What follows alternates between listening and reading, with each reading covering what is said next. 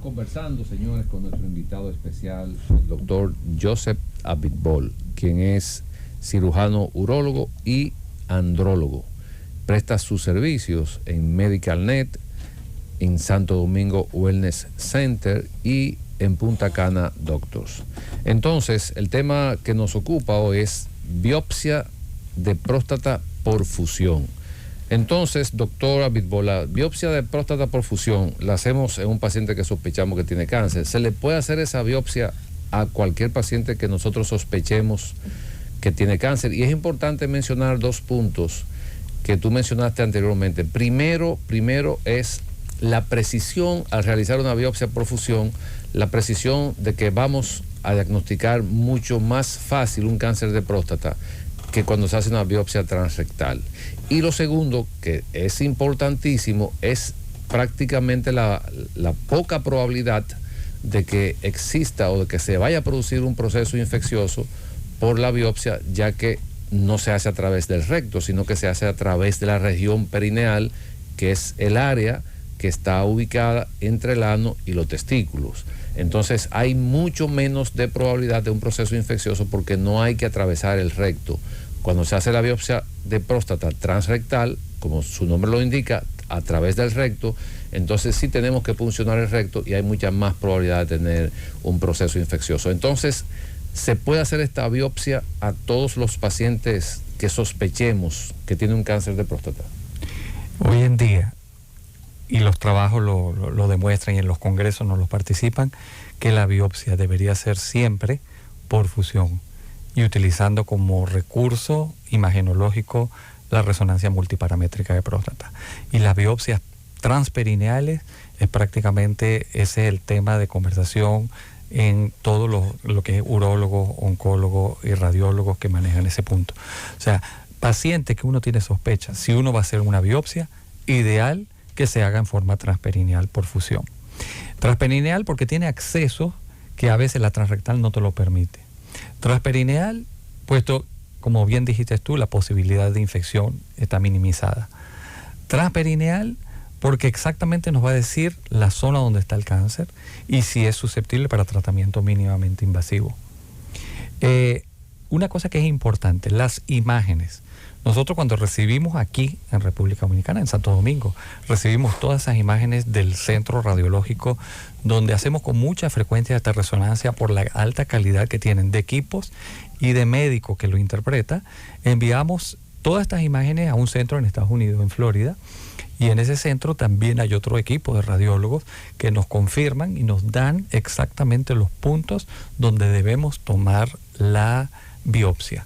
O sea que hay una fusión, no solamente en cuanto a métodos de estudio, que es fusión, resonancia, ultrasonido, sino fusión en el equipo de médicos que están participando para lograr el objetivo que es diagnosticar tempranamente la enfermedad. O sea, usted tiene un equipo multidisciplinario. Multidisciplinario, donde está involucrado médicos reconocidos de Estados Unidos. No, pero muy interesante ese dato, Joseph, porque lo que queremos cuando pues indicamos una biopsia es seguridad. Y si nosotros tenemos un 70% de probabilidad de diagnosticar un cáncer con un porcentaje diferente entre la transrectal, yo creo que debemos sopesar esa parte. Creo que hay una pregunta. Bueno, vamos con el público, pero hay una pregunta por acá. Los oyentes siempre de curioso, pero lo voy a dejar para más adelante, Joseph. Usted mencionó andrólogo, ¿verdad? Así es. Pero que dicen por aquí, pero es más adelante, que habla un chin de andrología. Pero más adelante. Pero por supuesto que andrología, ya haremos otro tema de andrología, porque es una realidad. Nos tenemos que mantener muy bien.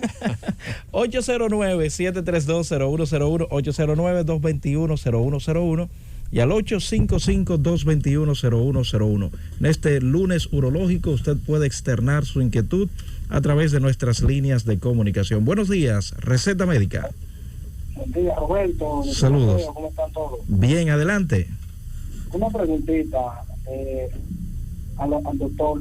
Una persona con 36 años que nunca ha tenido relaciones sexuales, no porque tenga alguna preferencia, sino por cuestiones personales, ¿puede en algún futuro tener alguna condición con el cáncer de próstata? Ok. Vamos a responder en bloques. Buenas. Receta Muy médica. buenos días, doctor. Adelante. Mire, yo tengo una inquietud. Ustedes al inicio hablaron de prevención. Sin embargo, yo siempre tomando estos medicamentos que Tiene que bajar un poquitito el volumen de su radio, señor, y quedarse en un sitio fijo para no perder la señal. Continúe con su inquietud. Adelante. Perfecto, disculpe. Sí, adelante. Y yo siempre he tomado medicinas supuestamente preventivas. ¿En realidad sirven de algo? Ok, si lo que él se ha tomado supuestamente medicina preventiva, si sirve de algo. Buenas. Roberto, buen día. Saludos para ti. Gracias para todo el equipo. Adelante. Soy Hernández, transitando por la María Montes. Adelante, hermano. El tomar baking soda, bicarbonato de sodio, ayuda a bajar el pH de la sangre. Es decir, tomarse una pastilla diaria por 30 días. Y eso tiene que tener alguna incidencia, si tiene que ver con algún tipo de cáncer de próstata. Muchas gracias. Ok. Buenas, receta médica. Hola Roberto, ¿cómo estás? Bien, ¿quién nos habla y desde dónde? José Marínez, de Nueva York. Adelante. Mira, yo tengo un problemita porque yo fui al doctor porque tenía problemas con orinar. Entonces, era un deseo inmenso siempre de ir al baño y no se me quita el deseo. Entonces ellos me diagnosticaron con una prostatitis y me dieron medicamentos, pero en realidad después me hicieron los análisis y no salí con nada. En consecuencia, la semana pasada me dio un ataque fuerte de esto, que hasta sangre oriné, y ellos no me encuentran nada aquí. ¿Qué podrá hacer eso? Ok. Buenas, receta médica. Bueno, ya. Saludos. Doctor, una pregunta. Sí. ¿Qué garantía tiene la vejiga de un paciente de 81 años con una sonda suprapúbica mientras tenga vida? Ok. Receta médica, buenas. Buenas, Roberto, ¿cómo Salud. estás? Bien. Habla Robinson Pérez del Carril. Adelante, Una pregunta. Yo escuché un video en las redes que un doctor estaba diciendo que si el hombre en la mañana no va a amanecer que con su pene discreto, que puede ser como que eso es peligroso, que puede ser que haya un problema. Ok. Y es cierto eso. Bien. Buenas, receta médica. Muy buenos días. Saludos. Esas medicinas que anuncian, medicinas naturales, uno puede comprarla para una prevención. Y además, el que tiene posibilidad de cáncer de próstata, ¿puede tener relaciones sexuales? Ok, el que tiene posibilidad, si puede seguir. Buenas, receta médica. Saludos. José Herrera. Adelante, José. Mira, mi pregunta es, cuando a mí se me pone el pene erecto, yo tengo 72 años, Ajá. me duele, pero nada más cuando se me pone erecto. Ok. Y Muy bien. tengo relaciones y eyaculo, no tengo ningún tipo de dolor, pero solamente si se me pone erecto. Ok. Vamos entonces a responder algunas de las inquietudes. Doctor Pablo. Sí, Joseph, tenemos una primera pregunta. Aquí un joven llama de 36 años, que él nunca ha tenido ningún tipo de actividad sexual por un asunto personal, que si eso tiene que ver con la probabilidad de tener un cáncer de próstata. Una buena pregunta. Esto realmente no está relacionado. El hecho de tener relaciones y de eyacular no te incrementa el riesgo. O sea, hay un componente muchas veces genético a nivel de la célula prostática que va a hacer que desarrolle. El hecho que no haya comenzado a tener relaciones por los motivos que sea, no le aumenta el riesgo de tener cáncer de próstata. Sí, pero es bueno mencionar que han habido, vamos a decir, algunas publicaciones que han hablado de que la cantidad de la eyaculación se ha relacionado algunas veces con el cáncer o viceversa. Lo mismo ocurre con la vasectomía, que en algunas ocasiones también lo han relacionado con eso, pero no hay realmente una evidencia científica que nos diga a nosotros, sí, el paciente que no tiene relaciones tiene más incidencia de cáncer. Entonces, eso es bueno aclararlo porque, como dijo Wellington en el programa pasado, o sea, hoy sale un estudio diciendo que un medicamento está por encima del otro, pero se demuestra dentro de 5 años que hay otro que está por encima de eso o viceversa. O sea, nosotros trabajamos generalmente basado en los estudios científicos y eso varía de un momento a otro. Pero la pregunta que usted hizo, realmente no hay nada demostrado al momento que tenga alguna relación con el cáncer de próstata. Con relación a la medicina preventiva o la medicina que la gente compra para tomar, ¿eso sirve de algo para prevenir el cáncer de próstata? Generalmente todas esas medicinas traen un complejo vitamínico, trae lo que se llama, ahí dentro del arsenal terapéutico para tratar próstata, sobre todo cuando había proceso inflamatorio, había el gran capítulo que se llamaba fitoterapia a base de extracto vegetal. Y eso realmente no ha demostrado que mejora o no, pero sí vende mucho. Hay mucha gente que dice, bueno, voy a tomar la vitamina porque te lo venden, te la dan la información en televisión. El sopalmeto sí tiene un efecto antiinflamatorio local, pero no es que te va a prevenir el desarrollo del cáncer de próstata. No, y tiene un efecto también placebo, psicológico, claro, porque está demostrado que cuando usted tiene fe en algo, alguna función hay. Pero es bueno decir, por ejemplo, yo respeto al paciente que toma medicamento o no sé, natural, pero ¿qué yo le planteo al paciente? Lo primero es que cuando van a tomar un medicamento sin ningún tipo de criterio, tienen que comprarlo, se gasta dinero, pero ese medicamento tienen que ingerirlo, eso va al estómago, tiene que absorberse en el estómago, tiene algún efecto, pero también tenemos que pensar en el hígado, en el riñón, que tienen que también metabolizar esta sustancia. O sea, si nosotros hacemos una comparación en un paciente que toma medicamentos sin prescripción, yo tengo pacientes que toman hasta 6, 7 medicamentos porque ellos lo compran, entienden que... Pero cuando hacemos una comparación de ese paciente que toma medicamentos sin ningún tipo de criterio y el paciente que no toma ningún medicamento, realmente el que va en desventaja es el que toma todos esos medicamentos sin ningún tipo de criterio, porque eso de una u otra forma, todas esas sustancias, lo primero es que no son naturales, porque pasan por un proceso químico, no sabemos lo que estamos tomando. Y segundo, todos los medicamentos tienen algún efecto secundario. O sea, en definitiva, lo que queremos aclarar a nuestros radioyentes es: no existe medicamento para prevenir el cáncer de próstata, no hay cómo prevenir el cáncer de próstata. Entonces, continuando con las preguntas de nuestros radioyentes, llamó un señor con relación a la toma del bicarbonato de sodio, que si eso disminuye la incidencia de cáncer de próstata. No, generalmente uno puede mandar, para los que hacen, nosotros como urólogos lo enviamos o lo indicamos en aquellos pacientes que hacen litiasis o cálculo, piedra en los riñones, porque hay que modificar a veces el pH de orina para evitar la cristalización de los cálculos, pero para cáncer de próstata realmente no. Ok, este otro radioyente que nos llama desde Nueva York, que tenía un problema con el deseo de orinar, le diagnosticaron prostatitis, lo trataron, pero volvió y le dio otro ataque y orinó sangre. O sea, está preocupado. ¿Qué le podemos recomendar? Bueno, normalmente una señal de alarma para cualquier paciente, cualquiera de nosotros, es que haya sangramiento por la vía urinaria. La prostatitis, la patología más frecuente en hombre joven, este señor debe ser joven, y las prostatitis representan un enigma. Cuando son agudas, como ustedes lo conocen, mis colegas, las agudas bacterianas, pues se tratan muy fácilmente y se curan.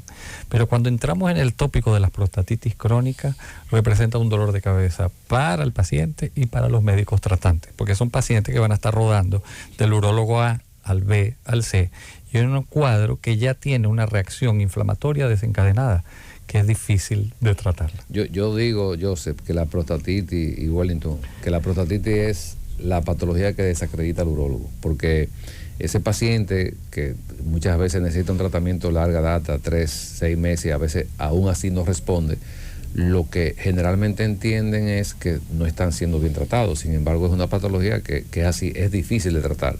Pero también es importante decir, cuando hay sangre en la orina, al señor que llamó desde la ciudad de Nueva York, independientemente de que hayan diagnosticado prostatitis, yo en medicina soy muy acucioso, y este es un paciente que hay que investigar vías urinarias, desde riñón hasta la uretra, con estudios diagnósticos, una tomografía contrastada, y muchas veces ese paciente hay que hacerle una cistoscopía. ¿Por qué comento esto? Yo tuve una paciente, 21 años de edad, que estaba investigando infertilidad.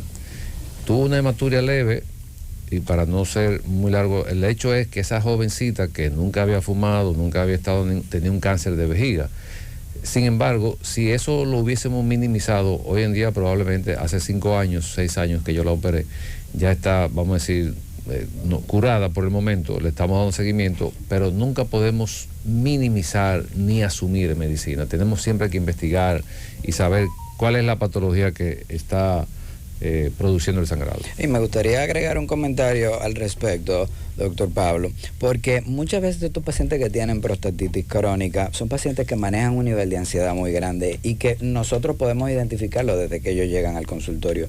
Y muchas veces, inexpertamente, podría uno manejarlo, bueno, este paciente se va a ir porque es de lo que da vuelta, y uno comete el error quizás que se ha cometido antes, que es de calmar esa ansiedad.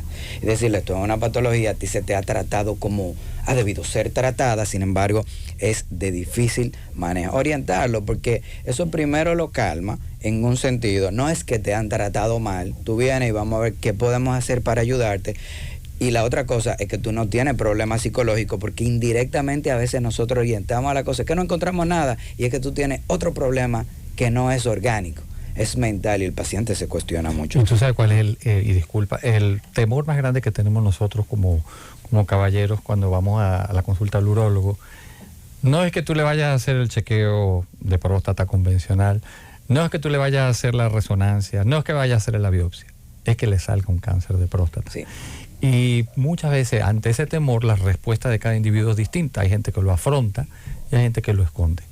La prostatitis crónica, en vista de la persistencia de los síntomas, hace al paciente pensar que hay algo debajo, Sí. que no se ha diagnosticado, y empieza a buscar y a buscar y a buscar. Pero lo más importante, como dices tú, es oírlo, orientarlo y pecar a veces por excesos en estudio que por defecto. Cuando tú le haces un estudio en exceso, tú vas a quedar mejor. Bueno, yo tengo una preguntita por acá, doctor Pablo, que pregunta un oyente que si la enfermedad del Peyronie puede indicar algún problema cancerígeno en la próstata. Vamos a dejar que nuestro invitado la responda. Adelante. Bueno, la enfermedad de Peyronie está relacionada con una pregunta que te hicieron, que es dolor durante la erección. Okay. Es un proceso inflamatorio que ocurre a nivel de una túnica que envuelve el cuerpo cavernoso, que es la estructura que se llena de sangre cuando uno va a tener la erección. No está relacionado para nada con cuadro de cáncer de próstata, pero sí debe ser tratado porque es una erección dolorosa, tiene un periodo agudo y un periodo crónico que puede causar una curvatura de pene que también le incomodará para su futura actividad sexual. Muy bien. ¿Queda otra por ahí, Pablo? Sí, quedan varias. Adelante. Quedan varias. La quinta pregunta del bloque nos pregunta que si un paciente que se le ha dicho que debe mantenerse con una sonda suprapúbica, esto quiere decir que tiene una estrechez y no puede orinar de manera convencional de por vida, que si eso es cierto o si tiene un problema. No, ella preguntó que si, que qué garantía como de la vejiga, que qué garantía le pudieran dar que la vejiga como que se mantenga sana con una sonda suprapúbica de por vida. Bueno, la sonda suprapúbica se le puso por alguna razón, como dijo el doctor, una estrechez o un problema de obstrucción en todo lo que se llama el tracto de salida urinario. Hay gente que tiene unas lesiones importantes que no son irreversibles y tú tienes que salvar no tanto la vejiga, sino los riñones, o sea, el curso evolutivo de todos estos problemas obstructivos. Y la gente en el siglo XVIII, en el siglo XIX y antes, el tema de próstata no se conocía y la gente se moría de ¿qué? Insuficiencia renal, porque la vejiga tiene que manejar ciertas presiones que no se reflejen en el riñón. Y tú lo sabes bien, Pablo, que hiciste la parte toda de trasplante. Entonces, el objetivo es que el riñón pueda filtrar sin presentar presión por parte de la vejiga.